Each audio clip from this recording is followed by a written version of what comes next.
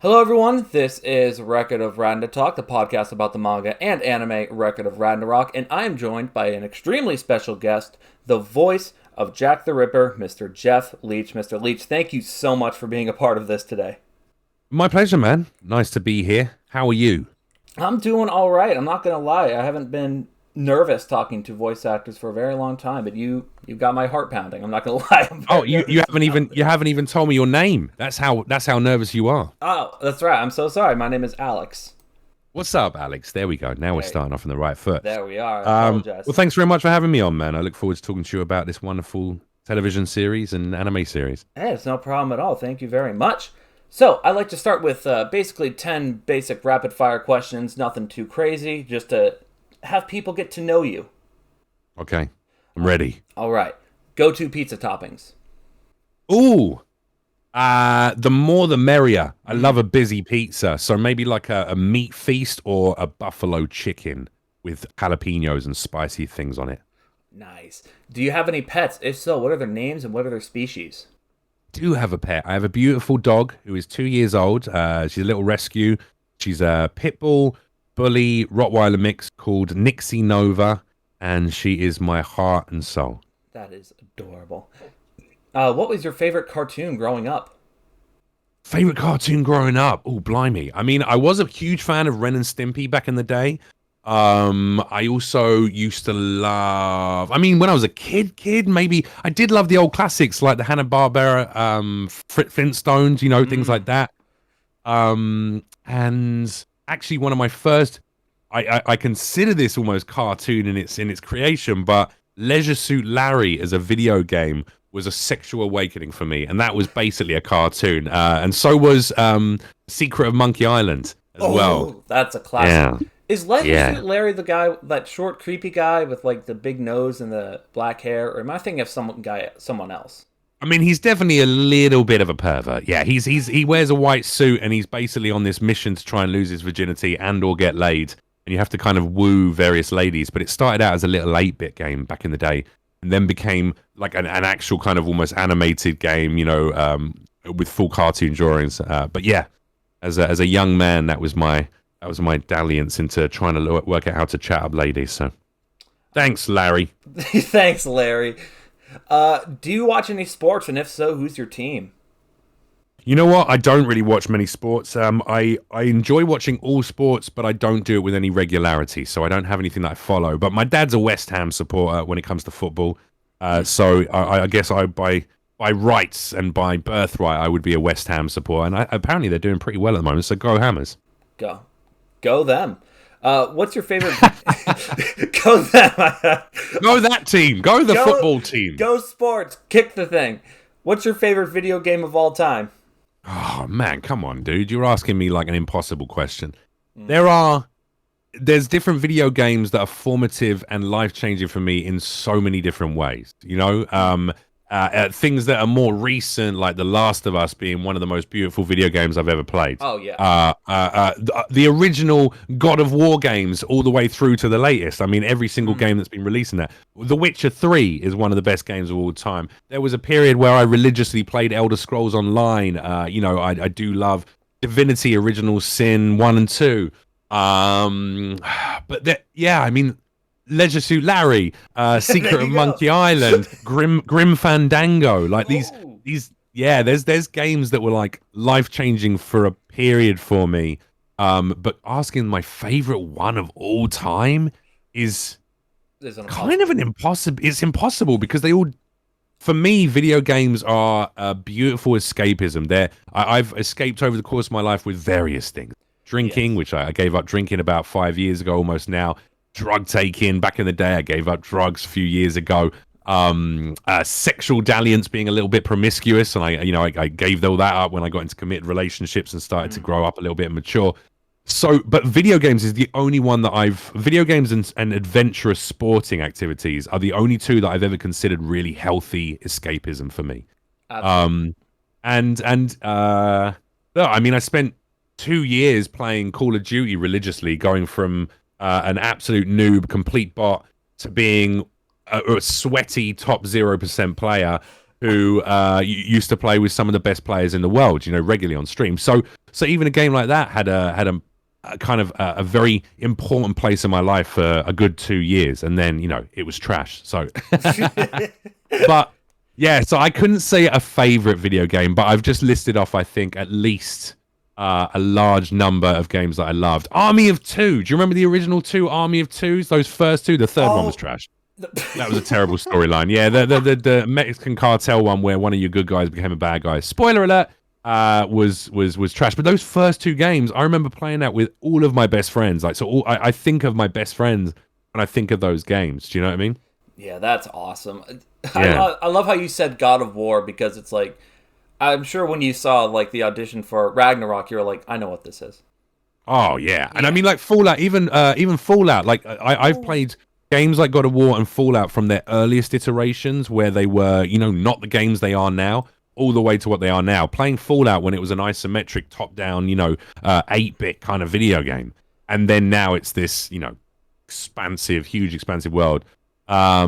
Yeah, there's so many different games. Red Dead Redemption 2, come on. Amazing.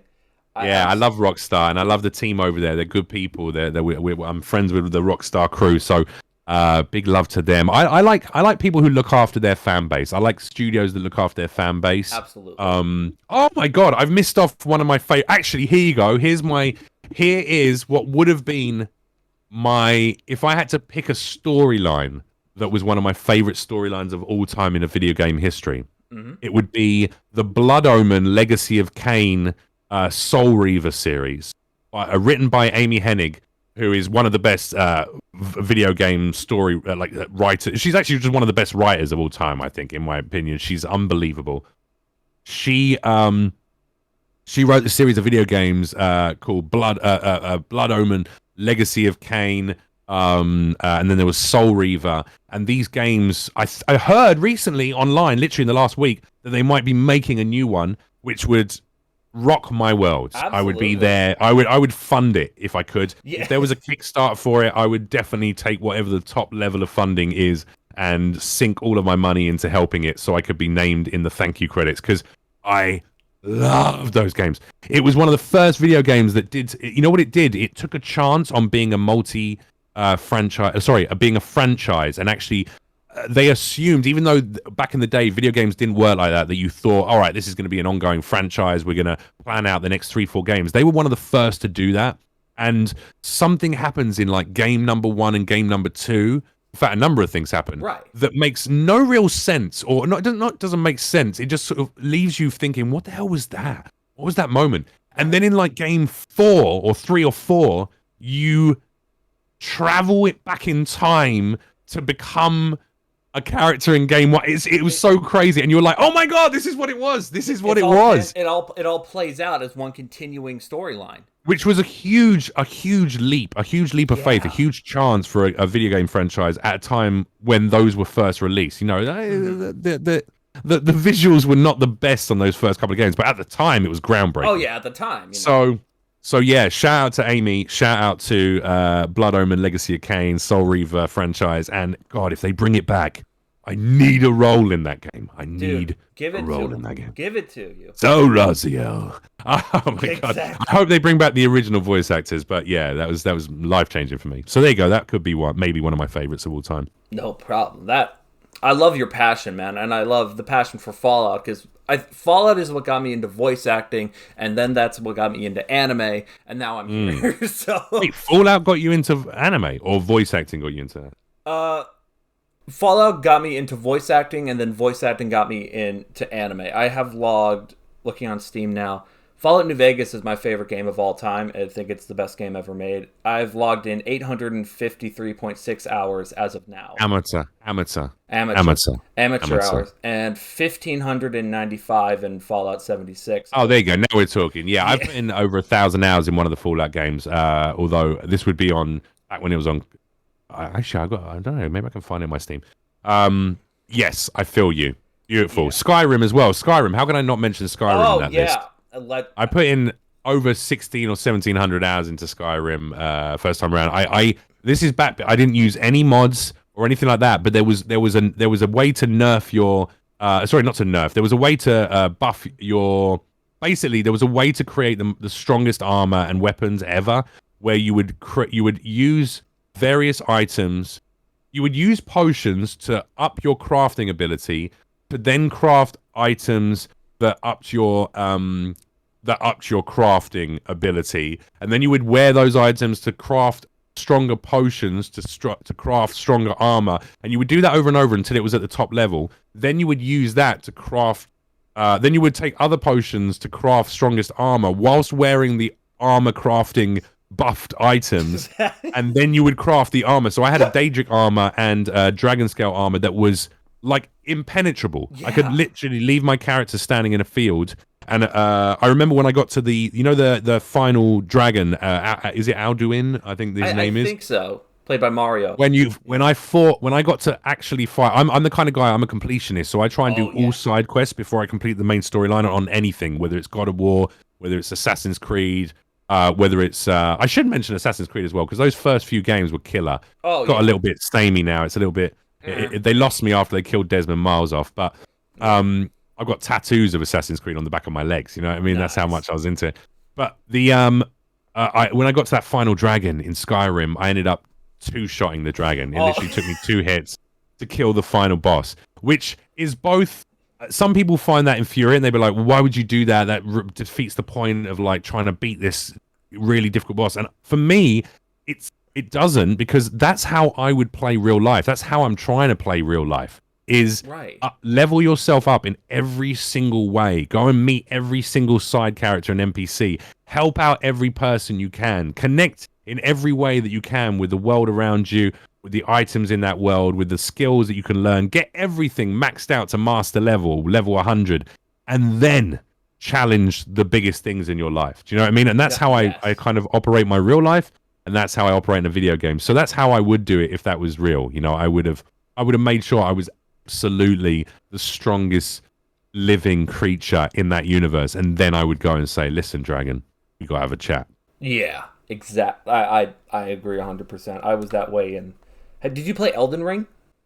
I did. Yes. Oh yeah, oh my god, I spent hours just farming. So many hours. Yeah, the farming part I'm not so into, but you know, it's got to be done if you want to hit that top level. So yeah, because I wanted to max out everything, and in a game you're not supposed to do that, but I'm gonna do it anyway. Nice. Yeah. What's your idea of a perfect breakfast? Perfect breakfast. Yeah, it depends on the situation. I mean, if I'm back in England, you know, going into a greasy spoon calf and having a full English, you can't go wrong with a full English. But I also am a little bit more health conscious these days. So I tell you what I love. You know what I really love is smoked salmon on some wheat grain toast with fresh lemon juice squeezed over the top of it, and some king prawns, just like chilled ice king prawns. That's a beautiful breakfast. It's a beautiful way with some scrambled eggs on the side. Ooh, I love seafood. Nice. Yeah, there you go. Seafood. What's good way to start the day? Fishy breakfast. Love it. Exactly. Who's your favorite superhero?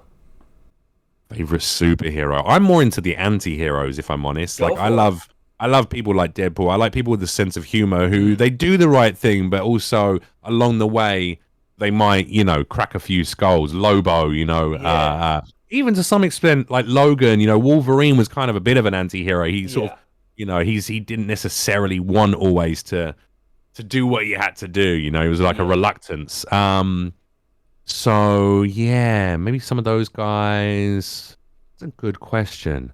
Yeah, maybe. I mean, of all of the newest Marvel and DC releases, definitely Deadpool. I mean, he's I like a sense of humor. Also, I mean, he's absolutely ridiculous. Yeah, absolutely ridiculous. If we're going for some of the more obvious characters, maybe from the Marvel series, Loki. Loki's a lot of fun. Yeah, but again, he's an anti-hero character, you know, and he swings. Yeah. He's almost like he's like goes from chaotic. He's almost like chaotic neutral, and sometimes he slips into chaotic good. Sometimes he slips into chaotic evil, but he's never really like, you know, he's got like, you know why I like characters like that, anti-heroes, because what they are, unlike a Captain America or a Superman, who are just inherently good and also inherently like straightforward. I don't think real human beings are like that. Yeah. Human beings, you have to have your ups and downs. You have to make your mistakes. You have to learn things about yourself. You have to have back and forth between your own understanding of what it is to be a good person and to do the right thing. And anti-heroes have to work on themselves a little bit more. And that's what makes them interesting. And that makes them a more well-rounded character to me, a more well-rounded superhero as well. What was your first ever acting gig? And it doesn't have to be professional. It can be like a school play or something. Oh, yeah. I played Madam Diphtheria Iceberg in my end-of-year school Christmas play where I was dressed up in full drag. So one of my first characters as a small young man was one of the leads. I was the evil lead, but I was dressed up in drag. Madam Diphtheria Iceberg. I remember it to this day. And then also, earliest school performance that was of any note was probably playing Fagin in Oliver Twist.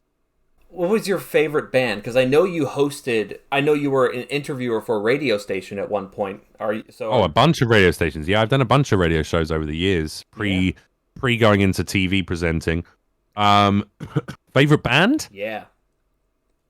Right now, I absolutely adore the music of Sir Was.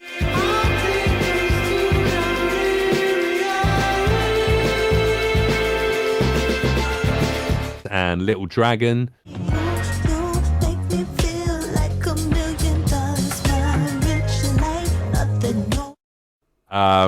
But I like music from all different genres. Like, I used to DJ and produce for Ministry of Sound and Island Records back in a previous life. So I was big into the dance music scene. Hip hop is probably my favorite genre of all time. But I love funk. I love soul. I like classical music. I like drum and bass. I like house music. I like some pop. I like classic rock. I like metal. I like death metal. I really do. I think when someone says they love music, you should love all genres. And really want to explore genres. If someone goes, I love music, I just like hip hop, and you're like, well, you don't love music, you love hip hop. Yeah, exactly. What are some guilty pleasure songs, if you have any? Guilty pleasure songs, God. Damn. I don't view music that way. I don't think anything that I like that's a little cheesy, it has a purpose, and I think, if it speaks to people, if it makes people move.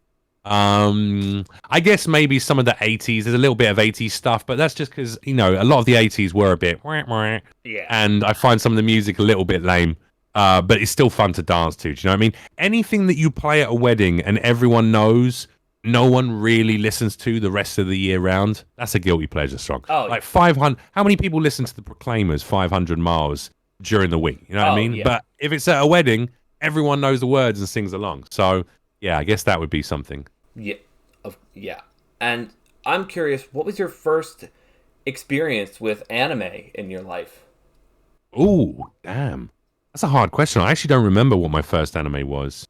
I got into anime in a heavy way, maybe only like 10 years ago, maybe. Like I was a later... Oh, actually, no, I know what my first anime was. It was Akira, the original Akira series. Yeah, classic.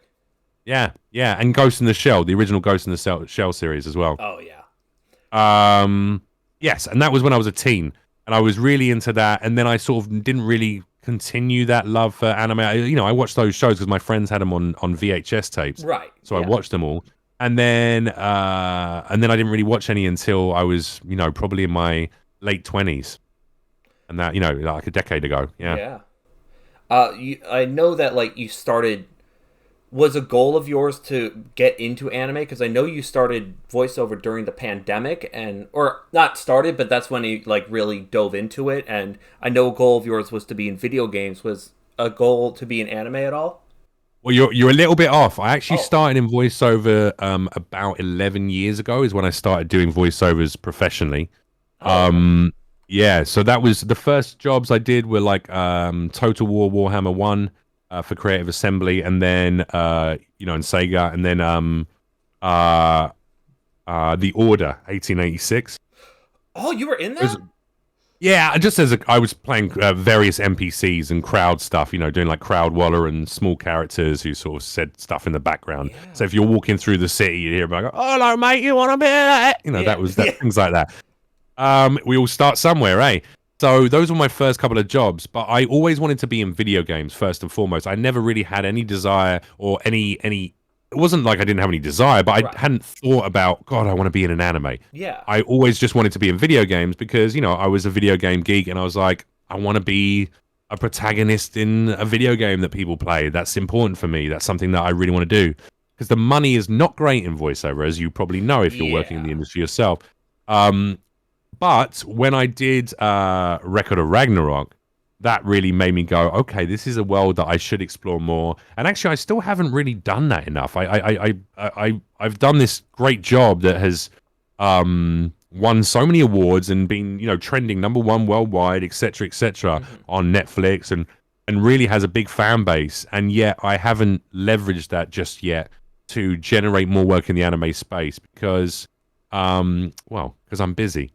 You're a busy man. But if I'm honest, I do audition for stuff quite regularly. But it's mostly for video games, TV shows, movies, AAA's, things like that.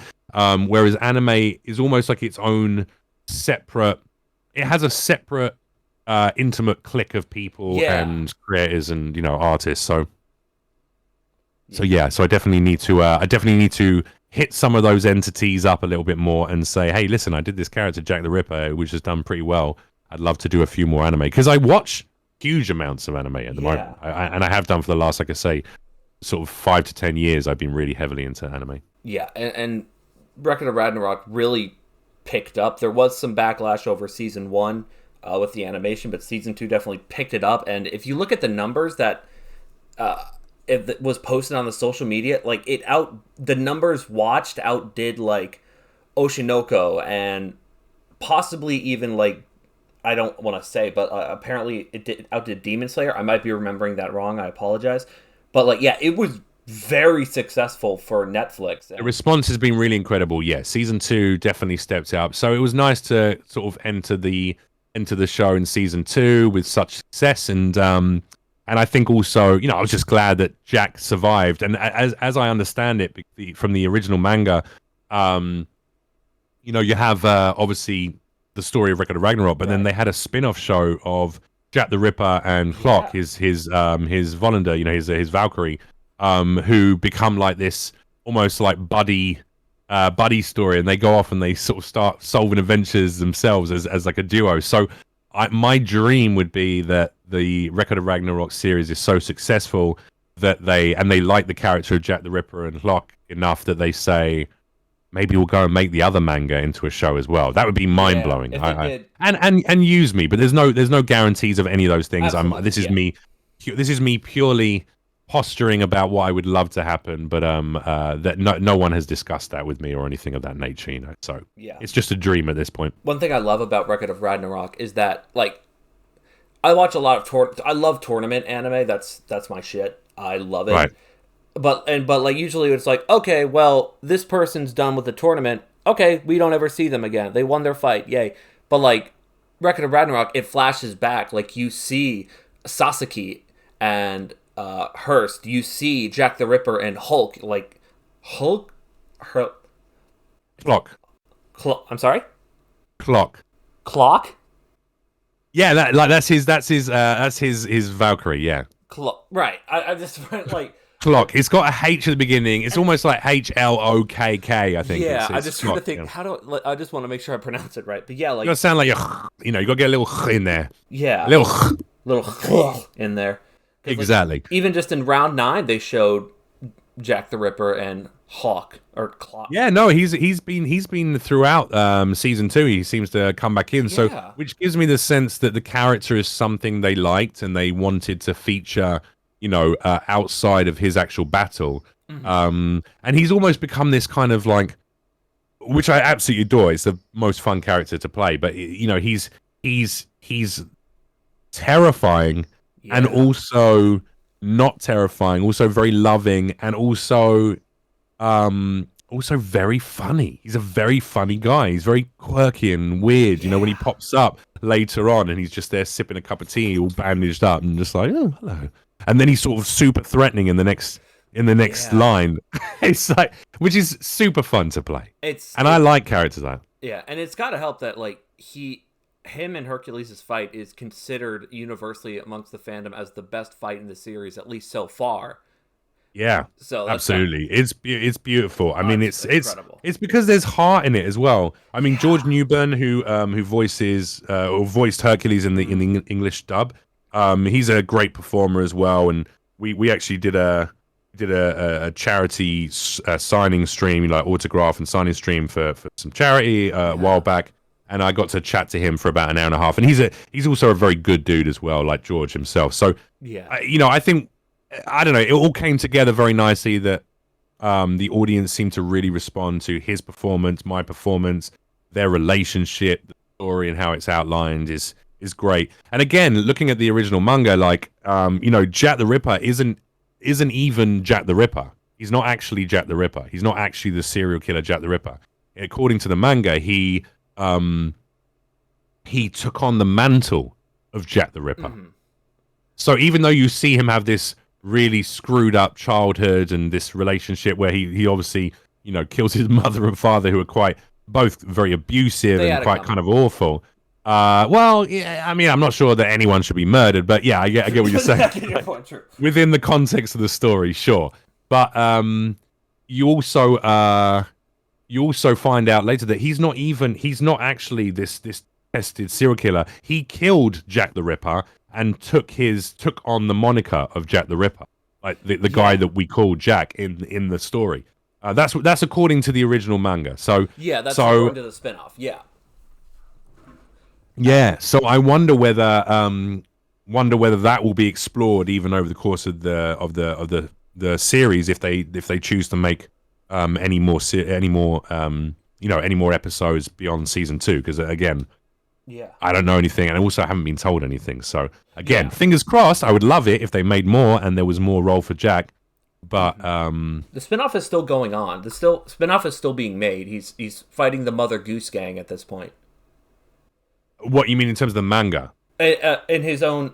So Jack the Ripper Case Files is a spinoff. It's written by the people who did Record of Ragnarok, but the artist is different. They finished up, like, Lu Bu had a spinoff, and they finished up that, and now they're doing Jack the Ripper, and they had fans voting on who they want the next series to be about. We don't know anything about that, but... Yeah, oh, wow. His series is still going on, and he's fighting the Mother Goose Gang, and it's a lot of fun. Love that.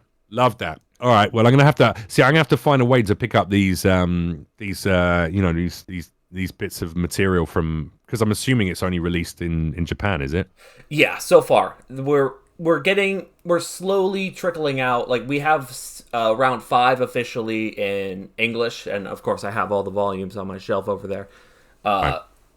But yeah, where do you get? Well, you have to tell me afterwards where I can pick them up from, because I'd love to buy some of those and absolutely read them directly, because all the information I'm giving you is all secondhand to me. Do you know what I mean? This is just stuff that I got told by the people who I met from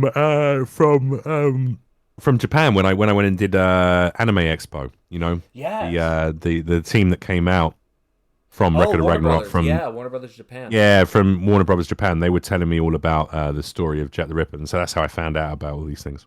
I was gutted, because usually I get to go to Anime Expo because I have family out in California, but I was not able to go last year, and I was gutted because Record of Ragnarok is my comfort show, and I was like, it's like the 1 year Anime Expo has a panel about Record of Ragnarok is the 1 year I can't go. It's all right, man. Well, look, to keep your fingers crossed, and that we get more show, and then if we get more show, then hopefully they'll have us back again. Season all 3, of these man. things. I'm praying, man, for season 3. Have they announced anything? Because I haven't. They have not announced. They haven't announced season 3. Okay, it's not officially announced by any means.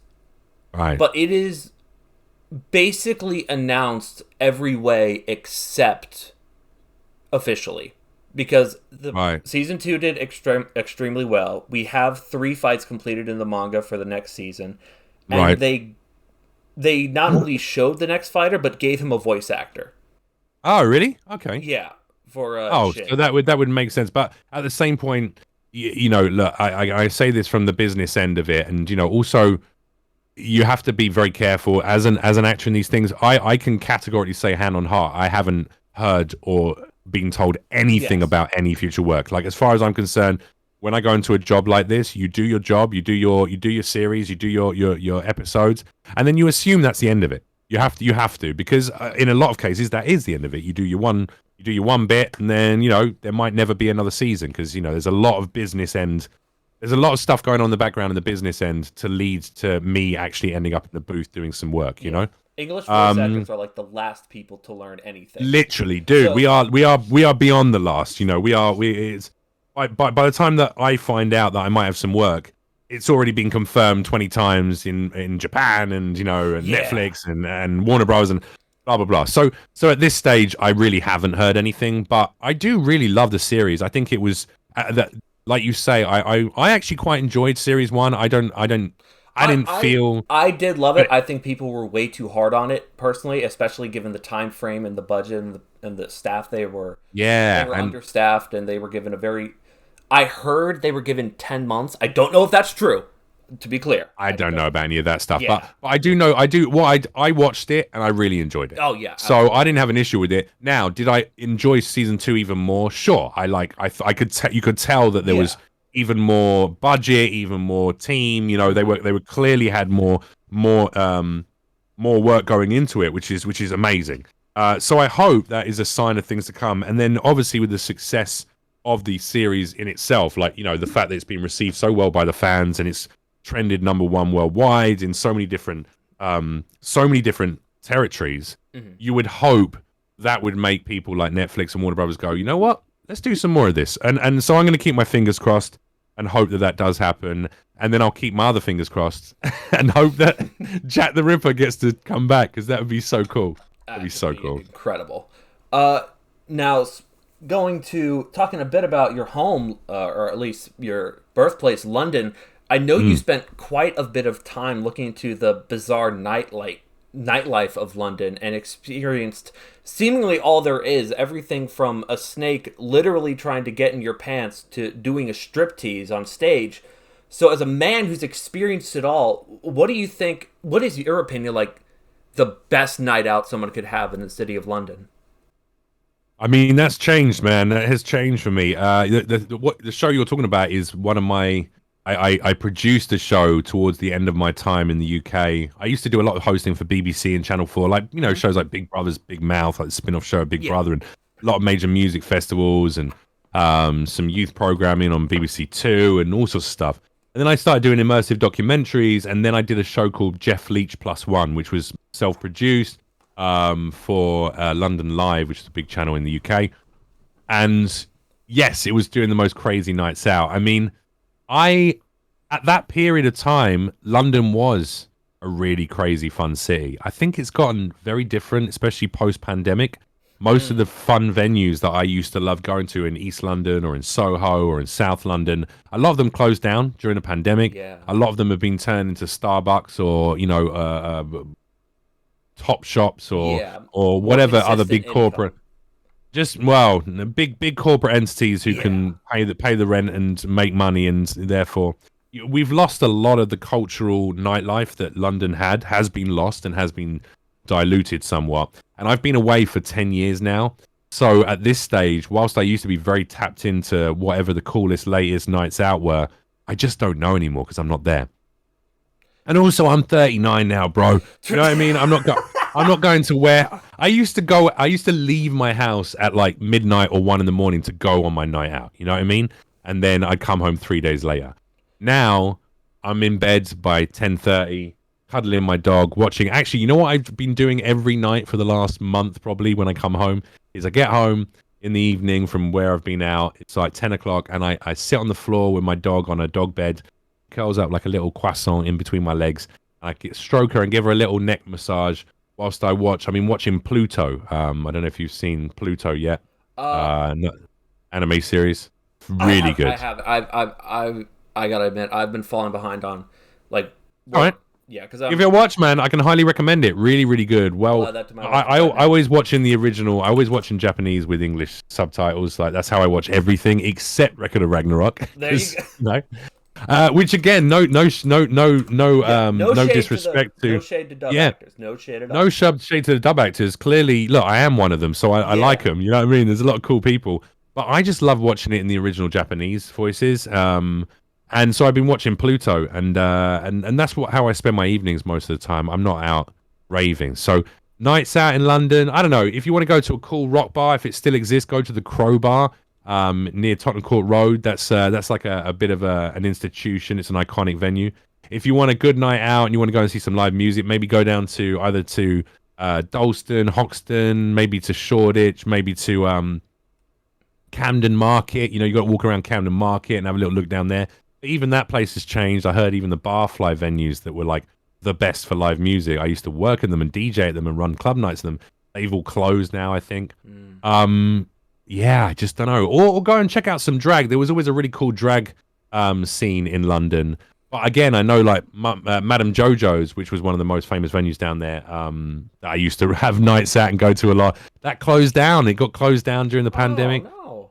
Cafe de Paris, which was like a one-to-one replica of the Titanic ballroom. I used to host burlesque shows down there, and cabaret shows. That closed down or turned into a different, like into some crappy nightclub now. So I don't know, man. I don't know. You got to ask someone half my age. What's the cool things to do in London? Because at this stage, I don't know anymore. I mean, I'm 25, but I'm not. I'm not cool. Like, I rarely go out to like. You're cool. You're just cool within your own circle, with your own tastes and your own pleasures. Like, I get what you're saying. You might not be the most out nightlife social person. Yeah. You might be a bit more into, into the things that you're into, anime, video games, stuff like that. But I mean, what's cool, dude? That's also a subjective mindset, you know? I'm super into anime and I'm super into video games and I'm super nerdy. I play Dungeons and Dragons twice a week. Oh, nice. I'm a nerd. I also used to, take a lot of drugs and DJ and run club nights and, have sex with strippers. Like there's two different versions of cool, and I don't think any one of them is any less valid than the other. And actually, as I get older, I realize the cooler things that I've done over my life were not the craziest things necessarily, like drug taking, drinking heavily, and getting in fights and having sex with people in restrooms at warehouse raves at 6 a.m. It all seems really cool. I'm not going to deny that some of it wasn't fun, Right. but also a lot of it was also very miserable, and also was me trying to escape a lot of depression, which I no longer have, and that's by being more transparent about what I really need and what really makes me feel good. And I'd much rather go and walk through a national forest here in America, or climb to the top of a mountain, or jump out of an aeroplane and do a skydive, or watch anime with my friends and eat snacks, or play Dungeons and Dragons with a bunch of nerds and order chicken burgers, than I would go to a rave until 5 a.m. Do you know what I mean? Yeah, no, I get that. I mean, because of the medication I take, alcohol puts me out really. Like, I've never been drunk before. Great, you're missing out on nothing. Alcohol, you miss out on nothing by not drinking. Good. Alcohol killed my father, and at one point in my life, it was quite likely to kill me. And I mean, I'm almost 5 years sober now, but yeah, I think booze, everyone uses it as a social lubricant, but I think it is the most horrendously widespread, globally pushed, certainly pushed by every governance in Western culture, as like this thing that we need to feel relaxed and to enjoy ourselves and to let loose and to feel happy. And actually, it's a poison, and it makes people into the worst versions of themselves 9 times out of 10. Yeah. So if you don't drink, you're not missing out on anything, man. If you can learn to be crazy and have fun and be adventurous and be bold and be confident without booze, you are 1,000 times more powerful than anyone who is that way when they drink, you know? Yeah, and I'm really happy that you said that, because I'm going to cut this out of the podcast because this is personal, but the only reason I'm going to the the only reason I'm excited for the bar that's opening up on Friday is because it's an arcade, and I'm like, I can get pizza. Oh, cool. Is it like a barcade, game. is it? Yeah. It's a barcade, and I'm like, okay. And even then, I'm like, I'm going to have 2 drinks, and I'm going to lift there. Like, I don't, like, that shit fucks with me. Stand up. Although what you do is undoubtedly comedy, you talk a lot about some serious issues in your stand-up, particularly your new comedy special, a comedy spectacular that is free on YouTube, and people can watch this right after this interview on youtube.com/Jeff Leach TV. That is youtube.com/JEFFLEACH TV. You talk a lot about serious things like the passing of loved ones and past partners' cruelty. Why do you think comedy is such an effective outlook and positive and like a positive way to handle things when it seems so counterintuitive? Like after misery, it's usually like doom and gloom, but with I feel like comedy helps you laugh at it, you know? Yeah, I mean, well, look, laughter. Yeah, I like to look at it this way. You know, when you're having one of those really deep cries, right? You're having like something terrible's happened. Someone's passed. Someone's hurt. You'll feel like the world's against you. Maybe you're suffering from some depression or anxiety. It's getting a bit too much. And you have one of those big, ugly cries where snot comes out your mouth. Yeah. Snot comes out your nose and spit comes out your mouth and it joins together like a bungee cord of misery. Mm-hmm. When you cry, and you cry everything out, normally at the very end of that cry, you have a moment where you almost like laugh to yourself. You kind of like, oh yeah, God, yeah.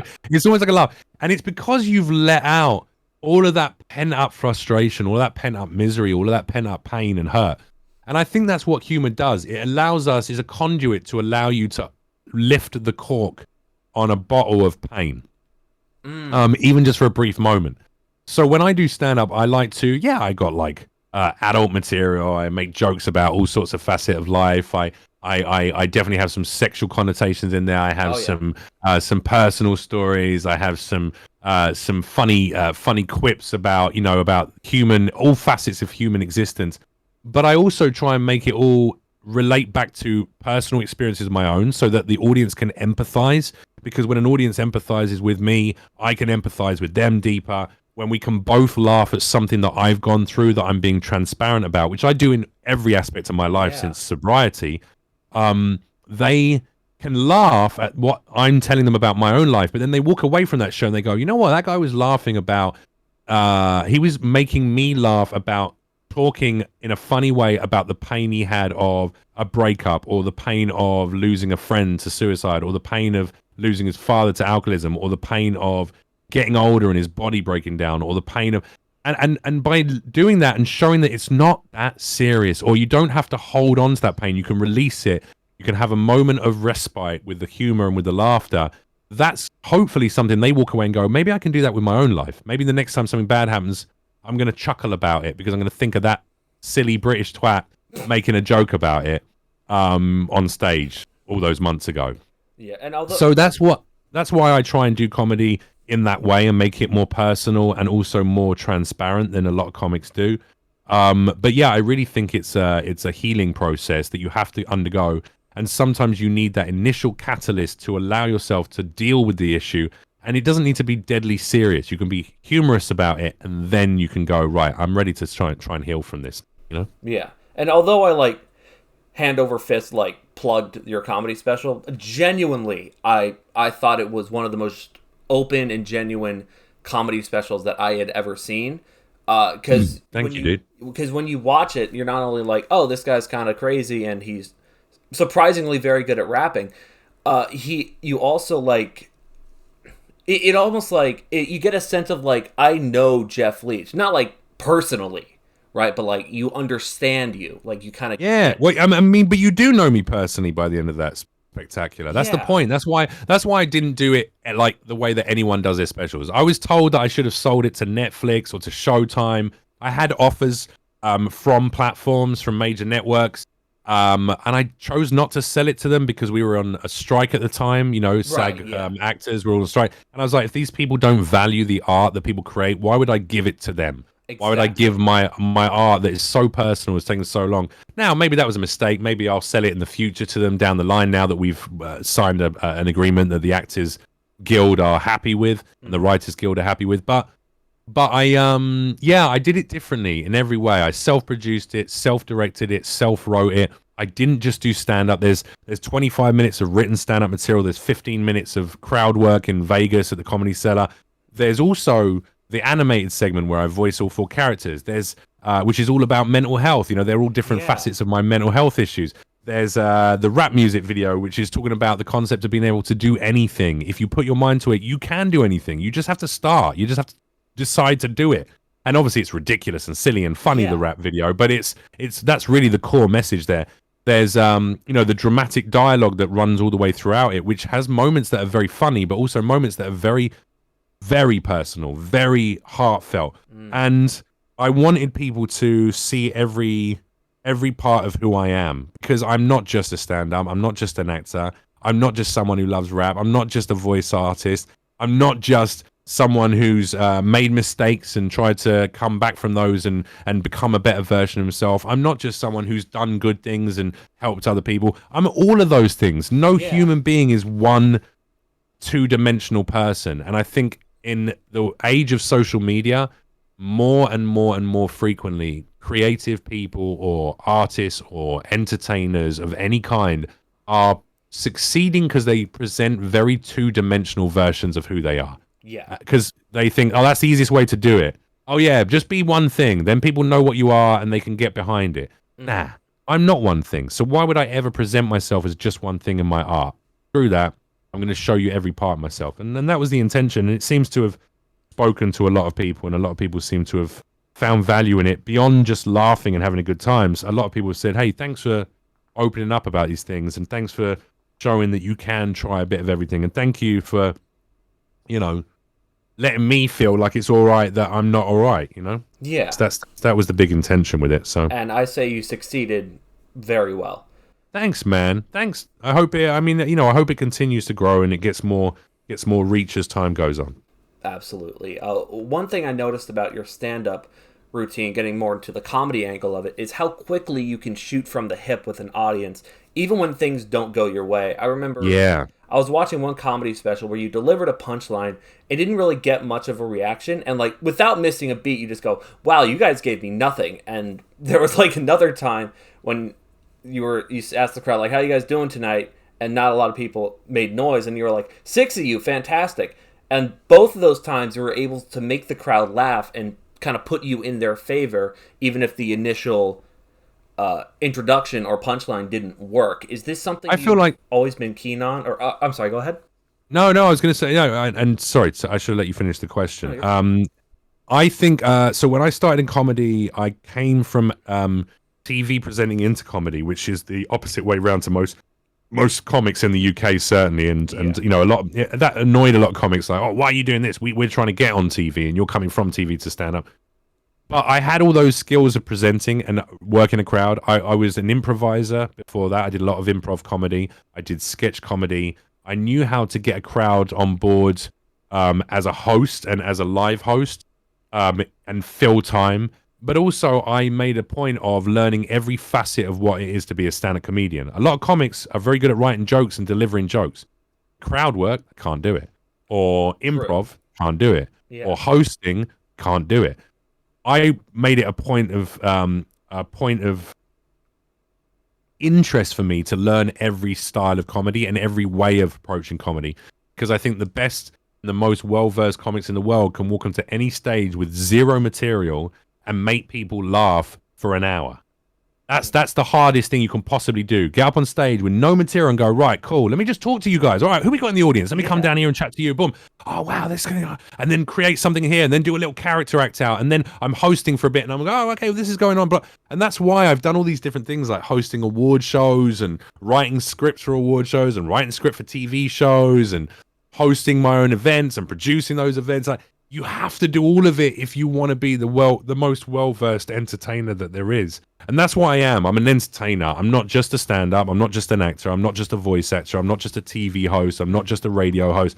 I'm not just a podcaster. I'm not just a content creator. I'm not just a director or a producer or an editor. Like, I am an entertainer. That's what my job was on this planet, was to entertain people and tell stories. And, I mean... Thank you. I'm glad you noticed that. I really appreciate the questions you've had today. It's clear that you've actually done a bit of deep dive and research into what I do. And not a lot of people know that. It's interesting. I'll book a job. I'll give you an example. I just helped write a script for a very successful comedian for an award show. Mm-hmm. And I was just helping this person out. And they were like, wow, thanks so much for doing that, man. I didn't even know you you did this right. And I was like, oh yeah, no, I've hosted and written award shows. I used to write the BAFTA video game awards for years. Yeah. I've hosted award shows all over the world in different countries. I've hosted to Eastern European conferences for innovation and tech conferences for 10 years to 5,000 delegates who barely speak English. Do you know what I mean? Like, Yeah. now that's Robin Williams level of entertainment you got to do there, because you have to make people laugh with physicality and with characters and with talking to them and finding out their story and making it personal. And anyway, it's funny because a lot of people in entertainment know me for one part of the job, one thing I do, but don't know I have the skills in all these other areas. Yeah. So my joy is that I get to. I've had 10 different lives in entertainment already, and I've probably got another 100 in me, and I'm excited to see what they are. That's not for everyone. Right. There's a reason why everyone knows who. There's a reason everyone knows who a particular comic is, because that's what they did. They focused only on their stand-up comedy. They wrote incredible jokes all day long, worked on being better and better and better and better and better as a stand-up, and now they're selling out stadiums around the world, right? I haven't done that. I haven't sold out stadiums around the world. I've sold out theaters. I've done small theaters. I've done, festivals and stuff. But I also know if you took that stand-up comedian who's selling out stadiums and you tried to get them to host a TV show, they'd fail. If you tried to get them to host a radio show, they might fail. Yeah. If you tried to get them to act in a TV series, which they do a lot of the time, and they often fail. And the reason is because they don't have the skill sets of all these different things. So I'd much rather be a master of many trades than solely focus and become a master of one and have mainstream, worldwide success for it. I'd much rather try everything and get really good at everything than just do one thing and make loads of money from it and become very famous from it, because fame and money no longer have any importance in my life. For me, it's about creativity and becoming the most well-rounded person, not just entertainer anymore. Like, I'm doing a bunch of stuff this year. I have a new channel called An Evolution of Man on YouTube, which has nothing on it right now. It's just, but if you want to follow that story, youtube.com/@an evolution of man. And it's going to be all mental, physical, and spiritual growth. It's going to be literally about how you grow as a human being. And that might be, some of the stuff I'm going to do is like skydiving, whitewater rafting, CQB firearms courses, survival and outdoor courses. That's the physical. Then I've got the mental. I'm going to be doing a podcast with my therapist who I've been seeing for the last 3 years. And we're going to be doing a weekly podcast where we talk about applicable approaches to healing different elements of yourself and developing different elements of yourself. So it could be grief and loss and how you navigate that. It could be a personal thing, like how do you emotionally regulate better? So there's going to be an ongoing series there. There's going to be a series where I work with veterans. I do a lot of US veteran charity work and also a lot of children's charity work, because I think those are two groups that are vastly underfunded and often, if you can help kids get over their traumas when they're young, they don't grow up to be fucked up people. Absolutely. No, they don't. If you can help people who have put their lives on the line and have often been left by the wayside once they leave the military, and help them reintegrate back into society, they often have a huge amount to offer to people. So those are two groups that I do a lot of charity work for. I'm going to be doing, various things with the US vets out in Vegas, and because that's my nearest that's a US vets center that I have closest relationship out here with. And Veteran Social Club as well, and Warriors Transition Outdoors charity. So that's not related to my entertainment in any way, shape, or form. The content will be entertaining and interesting. So again, it's using my hosting skills, it's using my TV presenting skills, it's using my immersive documentary making skills. But it's not about money or fame, because one, I won't make any money from any of that content for at least 6 months to a year, because you can't monetize on YouTube until you have a certain number of followers, a certain number of views. And also, it's not going to bring me any fame whatsoever from it. Yeah. But it's service. Like, I feel like the development of a human being, it shouldn't just be about you. We are not the protagonist of our own story. The biggest mistake anyone can make in life. And I made that mistake for about 2 decades, at least 2 or 3 decades, until a few years ago. And when I realized, and I did a lot of personal work, I also did some psilocybin treatments, that I had some ego deaths, and I really understood my place within the cosmos and what what my relationship to a higher power or a god, whatever you want to call it, is, I realized that God is all of us. That higher power is in all of us. That spirit, Shakti, Chi, whatever you want to call it, depending what culture or what religion or what background or denomination you're from, you'll have a different name for it. But that energy is inside every one of us. And the physical body we have, the identity we have, the name we have, even the voice in your head, which is your ego, none of that shit is you. What you are is a tiny fraction of everything. And you are also nothing. You're dust. You're a tiny piece of dust in an endless expanse of dust that expands out endlessly. And all that dust together is the one energy, is the one thing. Could be God, could be a higher power, could be whatever you want to call it. So when I finally accepted that, I'm like, all right, I'm not the center of my own story. That's what freed me from depression, for instance, you know? Yeah. Is that realization that when bad things happen to me in life, they're not happening to me. They're not happening me. They're not happening because of me.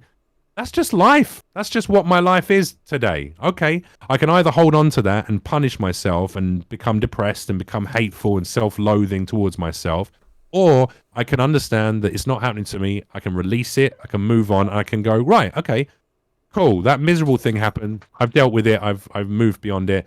Let me now go on to the next positive thing. Let me go and find the next joyful thing. And the more that I've done that, I have less and less misery in my life. There's less and less bad things happening to me because I'm attracting positive things because I'm looking for them. You know what I mean? Yeah, and you do an amazing job.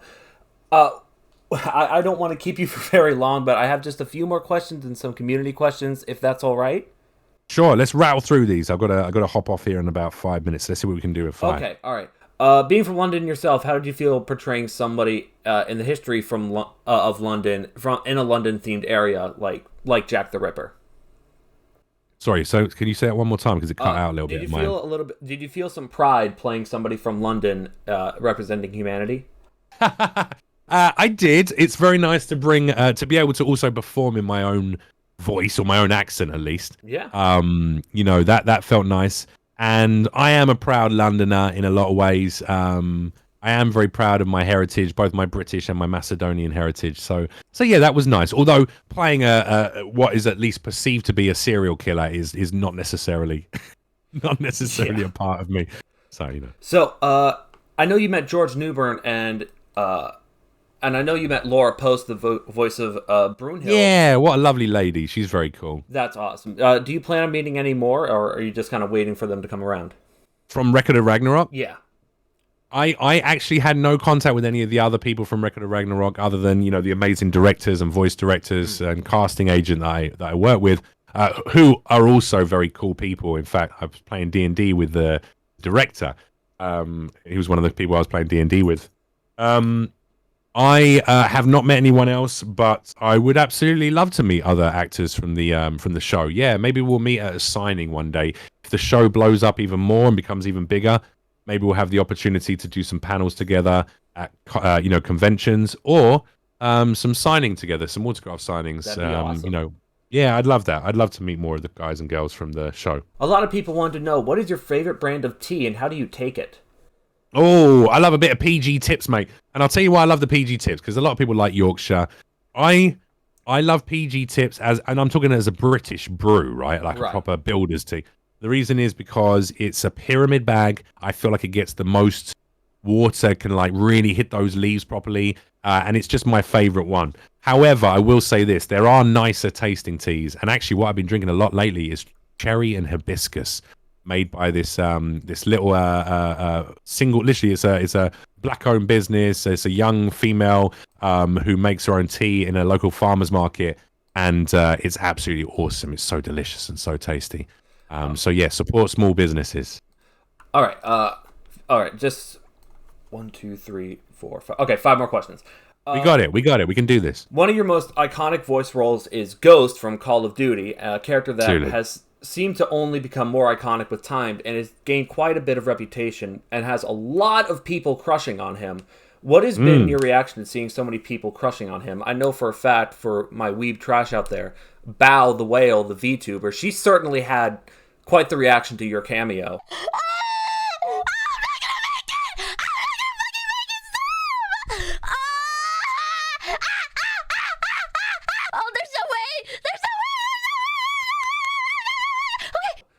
She did, yeah. And actually, you know what? And not just her, Brittany Broski as well got a cameo from me, and she put it in one of her videos. So what is I've that had a like? huge.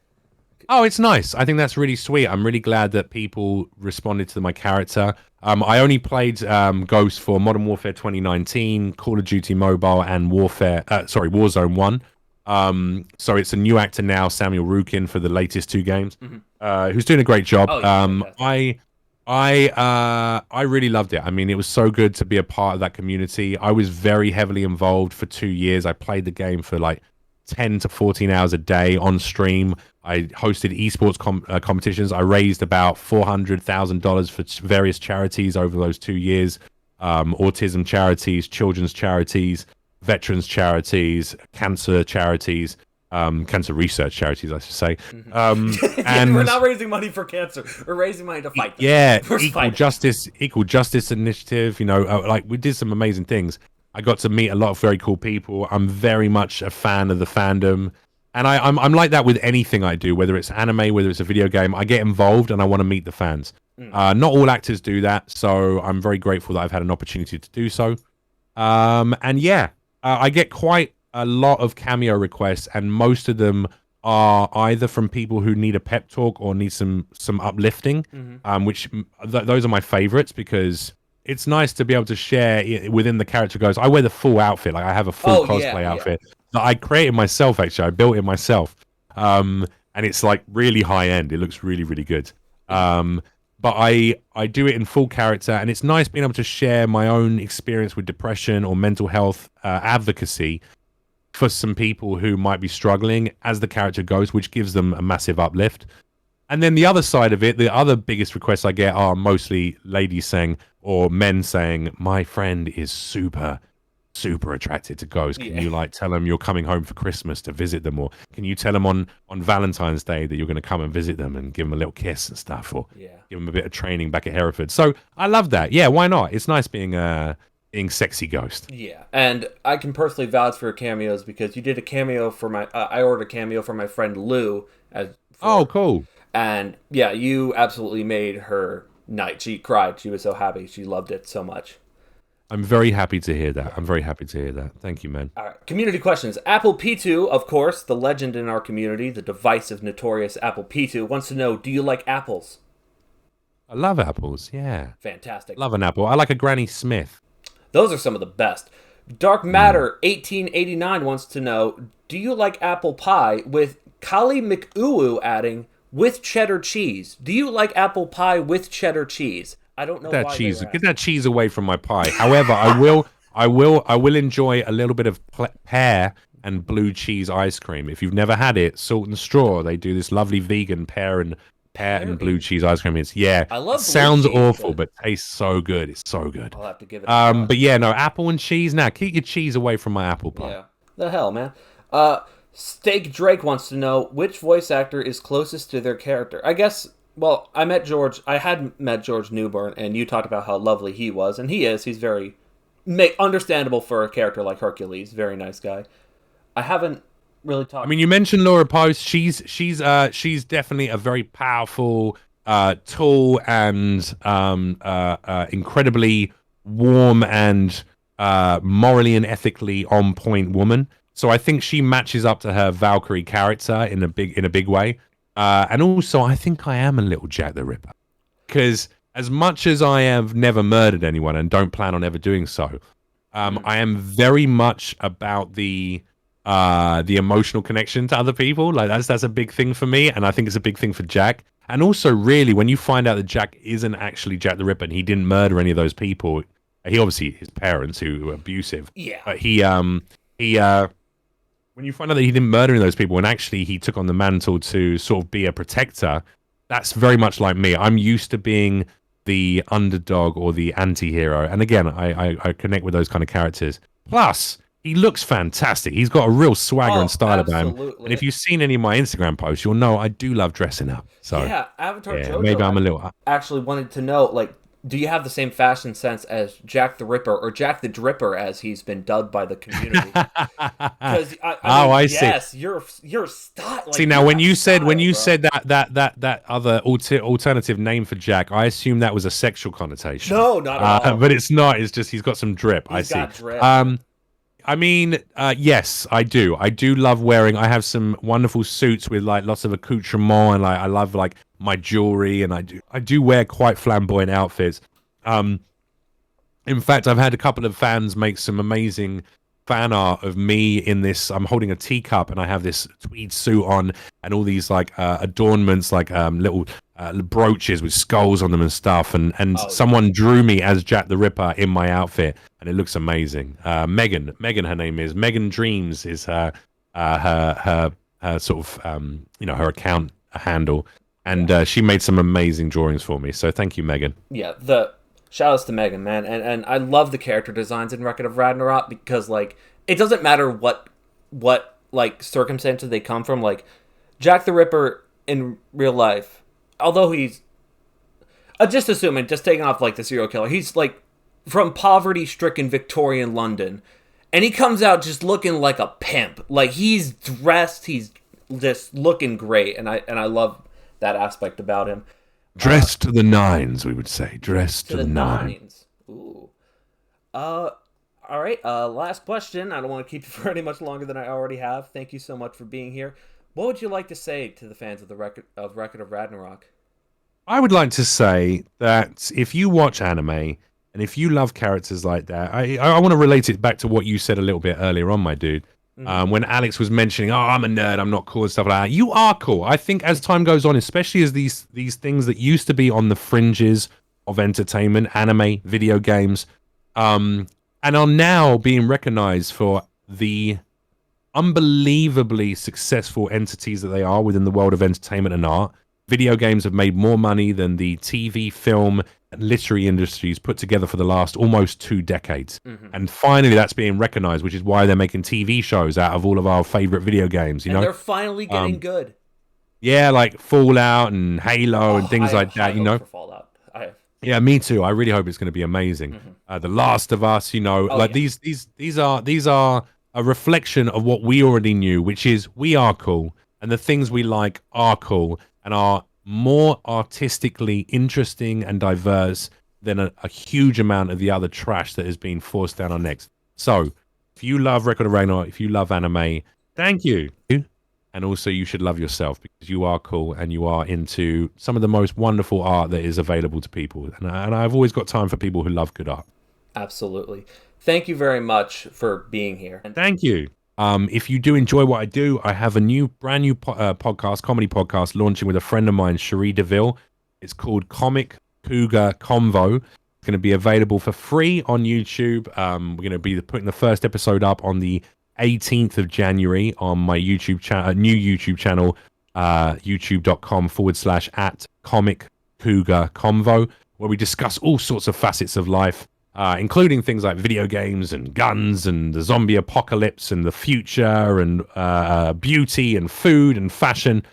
And also check out my Evolution of Man channel, which has nothing on it yet, but will do if you want to sort of develop yourself and continue your own process of developing, growing, evolving both mentally, physically, and also spiritually. That's going to be launching pretty soon, youtube.com/at an evolution of man. And if you haven't watched my comedy special, please go and do that. It's called Jeff Leach Comedy Spectacular. It's on YouTube and it's completely free. It's got about 300,000 views so far, so it's doing pretty well, but I'd love you to watch it, and if you enjoy it, share it.